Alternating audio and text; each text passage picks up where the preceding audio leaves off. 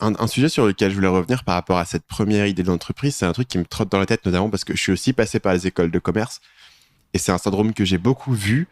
C'est le syndrome de je sais pas trop ce que je fais, donc je vais m'associer avec quelqu'un d'autre qui sait pas non Mm. plus ce qu'il fait.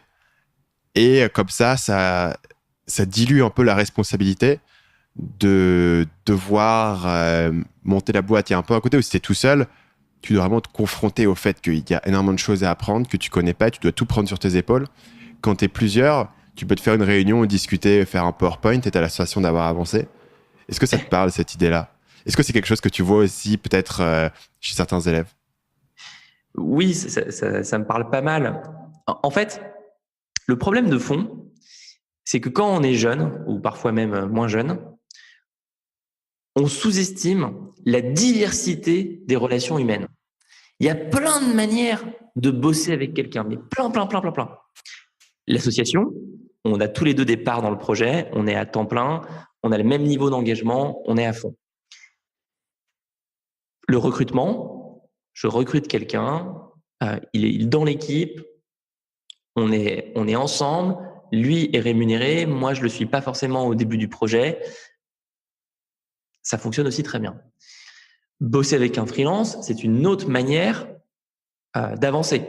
Et on peut tout à fait imaginer que la personne qui commence en tant que freelance pendant 3 mois, pendant 6 mois, si le projet décolle, on peut tout à fait envisager une association et on aura appris à bosser ensemble, ça aura été moins stressant, on aura fait les choses en prenant le temps. Il y a également la relation d'advisor.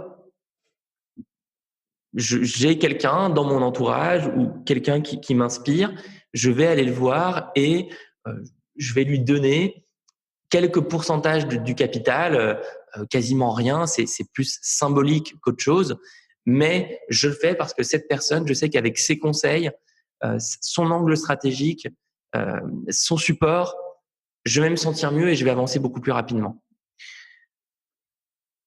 Et j'affirme une dernière option qui est de se faire coacher, qui est le coach. Pour moi, le rôle du coach est aussi de permettre à un entrepreneur, à un porteur de projet, de pas se sentir seul, d'être accompagné et du coup de se poser différemment la question, est-ce que je dois m'associer avec quelqu'un ou non? Si j'ai un coach qui m'aide, alors durant une période de temps qui est limitée, qui est le cycle de coaching, euh, mais toi, on voit bien qu'il y a une diversité des relations humaines qui sont possibles pour un entrepreneur. Il y a peut-être aussi un enjeu de... C'est aussi une mentalité dans l'entrepreneuriat qui est de tester les choses avant de t'engager à fond. C'est-à-dire que tu t'engages pas pendant 3 ans sur un projet avant d'avoir testé qu'il y avait une demande. Et au niveau des associations, il y a un sens à te dire ne t'associe pas avec quelqu'un avec qui tu n'as jamais travaillé. Et peut-être que les meilleures associations dont tu entends parler, les gens qui sont cofondateurs et qui fonctionnent très bien, souvent, si tu creuses un petit peu, ils ne se sont pas rencontrés 3 jours avant voilà, dans un cours, dans un amphi d'école de commerce. En fait, souvent, ils ont travaillé ensemble, parfois pendant plusieurs années dans une boîte. Et ils ont développé cette familiarité, ils ont développé cette idée que il y a des dynamiques de travail et que chacun apporte aussi un truc différent. Parce que tu associé avec quelqu'un qui est exactement pareil que toi et qui a les mêmes forces et les mêmes faiblesses, c'est un peu dommage. Absolument, on est complètement d'accord. Sur les mentors, aujourd'hui, comment ça fonctionne au niveau des associés, etc. Mais j'ai une associée qui est Anaïs Ouais. et que j'adore et qui me supporte je, avec beaucoup de courage. Donc je suis très content de cette Vous avez association. démarré ensemble? Non, on n'a pas démarré ensemble. Anaïs, elle a rejoint le projet il y a exactement 1 an et demi. Et au bout de quelques semaines, quelques mois, enfin, c'était évident qu'on allait s'associer. Donc c'est ce qu'on appelle une. Alors en anglais on dit late co-founder, en français on va dire un cofondateur en retard, Hmm. moi qui arrivais après. Mais c'est une relation que j'ai gérée très différemment de mes premières associations. Euh, un des premiers réflexes a été de prendre un coach pour nous aider tous les deux dans notre communication. On est parti 2 jours près de Paris, on a appris à mieux se connaître. On s'est posé des questions qu'on ne se pose pas au quotidien quand on est dans le rush du travail, dans les bureaux. Et j'ai adoré cette expérience. Et depuis, on essaye de se consacrer au moins 4 heures par mois tous les deux ensemble. C'est un moment de recul, c'est un moment pour savoir si l'autre va bien ou pas. C'est un moment pour aussi se parler franchement. Et, et oui, enfin, c'est un des plus gros apprentissages de mes 10 dernières années. Faut tout le temps soigner l'humain. Faut tout le temps consacrer un maximum de temps aux relations avec les gens avec qui on monte des projets, avec qui on lance des projets. Il y a rien de plus important. C'est très, très loin. J'imagine qu'il y a 1 an et demi, tu avais déjà une équipe qui était en place? Ouais, j'avais déjà une équipe en place.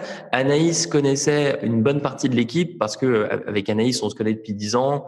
Ça faisait plusieurs fois que j'essayais de la faire rentrer dans le projet et elle refusait.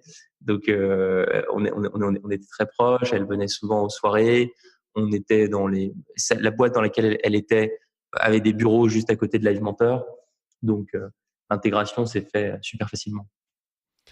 Et qu'est-ce qui fait que qu'est-ce qu'elle t'apportait que tu n'avais pas par ailleurs? Qu'est-ce qui te manquait pour la raison pour laquelle tu as essayé de la faire rentrer dans la boîte plusieurs fois?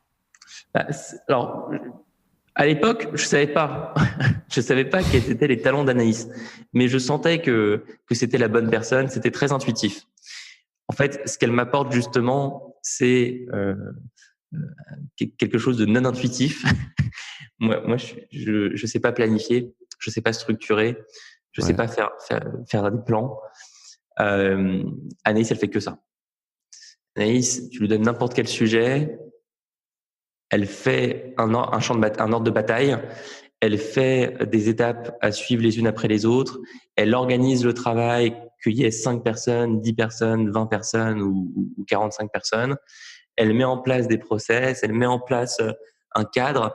Là où moi, je suis dans un chaos total, constant et qui ne s'arrête jamais. Donc, on se complète bien, je pense, de par nos différences. Moi, je peux lancer un nouveau projet en rapidement, enfin une journée ou une demi-journée. Par contre, je vais le lancer à ma manière, qui est donc déstructurée, qui est parfois assez solitaire. Je prends un sujet, je prends 2-3 personnes avec moi, et je me dis bon allez vas-y, on fait ça, c'est parti. Par exemple, notre dernière conférence, tu vois, ça se fait sur un coup de tête et je décide de l'organiser et alors ça a des côtés positifs parce que comme je fais des choses que j'aime et je connais bien ma communauté, ça fonctionne et on réunit 300 personnes, mais par contre sur plein d'autres sujets c'est désastreux comme manière de faire. Donc elle m'aide à prendre du recul, à y aller plus lentement et à structurer l'entreprise. C'est quoi le titre aujourd'hui que tu as au sein de Live Mentor? Je suis directeur de l'école. Et Anaïs? Et Anaïs, elle est directrice générale et elle est associée. D'accord.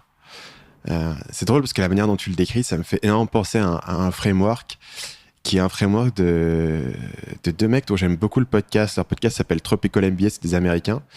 Et ils ont cette dynamique et ils expliquent que les meilleurs partenariats, ils ont constaté suivre cette dynamique. Et ils ont une métaphore agricole qui est qu'il y a une personne qui va être un planteur de graines et une personne qui va faire la récolte en fait. Et que la personne va être extrêmement créative, va avoir plein de nouvelles idées, va tester des nouvelles choses, mais pas forcément avoir la structure d'exploiter ce qu'il a créé au maximum et d'en faire le maximum. D'un autre côté, tu as quelqu'un qui est beaucoup plus rigoureux, beaucoup plus carré, et que les deux peuvent fonctionner en parfaite symbiose. Et c'est vrai que les ayant rencontrés et ayant vu la manière dont les mecs travaillent, c'est assez frappant et tu te dis que l'un sans l'autre n'aurait pas cette même puissance. Salut, c'est Stan, j'espère que vous avez apprécié cet extrait du podcast Marketing Mania. Bien sûr, vous pouvez retrouver l'ensemble des épisodes du podcast, y compris les instructions sur comment vous abonner sur l'application Apple Podcast ou sur votre téléphone Android en vous rendant sur mon site à l'adresse marketingmania.fr/podcast. Je vous ai mis le lien dans la description de cette vidéo.